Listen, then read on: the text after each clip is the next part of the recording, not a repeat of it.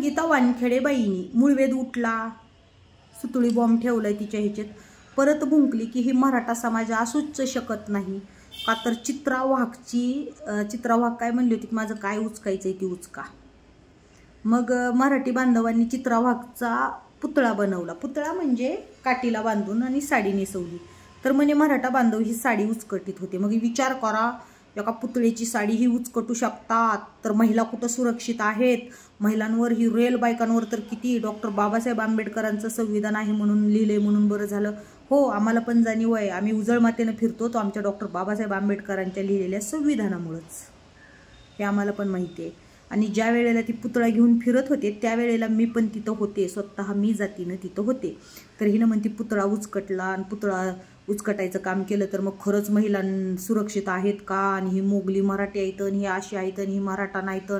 तू खरंच लय मराठा आहेस का ग? मग तिचा पुतळा उचकटल्याला त्याच्यावर तू एवढं बोलली आणि तू स्वतः तुझ्या कमरेचं माप सोशल मीडियावर सांगते एक महिला असून.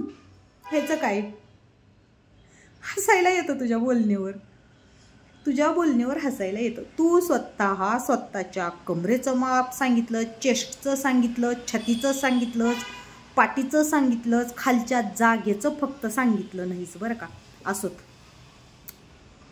मला सांग, एक महिला जर स्वतःहून आपल्या छातीचं माप सांगत असेल, तेही सोशल मीडियावर कमरेचं माप सांगत असेल, तर अशा महिलेची नुसत्या पुतळेची साडी उचकटली तर तू इतकं बोलली मराठा असू शकत नाहीत, आंदोलनात असे गैरवर्तन चालू आहे, दारू पिऊन चालू आहे, तू होती का बघायला? तू आलती का ग छपरी? आणि हां, साडीचं पुतळ्याला ती पुतळा बनवला, तिची साडी उचकटली, तू असं म्हणलीस. तू तर स्वतः ओरिजिनल शरीराचं माप असं मोजून, आणि ती पण कशासाठी? लाईक पूर्ण होण्यासाठी. आणि तू वरून काय सांगती की मी फक्त, मला एक जणाने विचारलं किती कंबर आहे म्हणून त्याला उत्तर दिलं. बरं, तुला एक जणाने विचारलं तुझी कंबर किती आहे, उद्या दुसरे बी विचारतील तुझं खालचं केवढं आहे, वरचं केवढं आहे. तू ती खरंच माप घेऊन दाखवणार आहेस का त्याला तू शिवीगाळ करून उत्तर देशील? आणि जर तुला कोणी तुझं माप विचारलं होतं तर तू मग कमेंट करा. 100 कमेंट झाले की मी माझी कंबर दाखवते. टेप घेऊन तू मोजून दाखवलंस आणि तू महिलेच्या सुरक्षेचा विचार करतीस. असं जर एखादी महिला स्वतःच्या शरीराचं माप दाखवत असेल तर त्या महिलेचा पुतळा बांधला आणि साडी उचकटली, ही बोलायचा अधिकार तर तुला नाही. कारण जनतेला माहिती आहे तू कशी बाई आहेस, सगळ्या जनतेला माहिती आहे तू कशी बाई आहेस.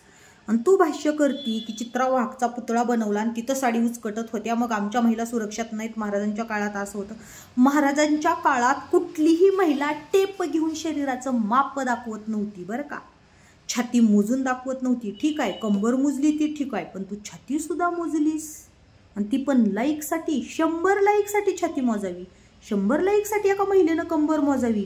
आणि तीच महिला चित्रा वाघचा पुतळा बनवला ह्या विषयावर बोलती. अगं, पुतळा तर रावणाचा पण बनवून जाळतात, म्हणून काय खऱ्या रावणाला जाळलं होतं का? कोण बोलतंय कुठल्या विषयावर ही तरी कळणं गरजेचं आहे. महिलाची सुरक्षा, एखादी महिला स्वतःच भोंगळं होऊन समाजापुढे उभा राहती आणि म्हणायचं की महिलाच सुरक्षित नाही. म्हणजे महिलांच्या जी किडे आहेत फालतू, जी काय आहेत तुझ्यासारख्या फालतू महिला, तुमच्यातले किडे, आणि तुम्ही पुरुषांना बदनाम करणार का? आधी तुमचे किडे दाबून ठेवा जरा, वळवळ करणारी, आणि मग पुरुषांना बोला. चित्रा वाघच्या पुतळेचं साडी उचकटली म्हणून हिला टेन्शन आलं आणि ही स्वतः कमरेचं माप दाखवते, 100 लाईकसाठी स्वतः छातीचं माप दाखवते. सभ्य महिला, वा रे सभ्यपणा. महिलेच्या सुरक्षेचा प्रश्न किती चिंता गो तुला, खरंच लय काळजी तुला पब्लिकची.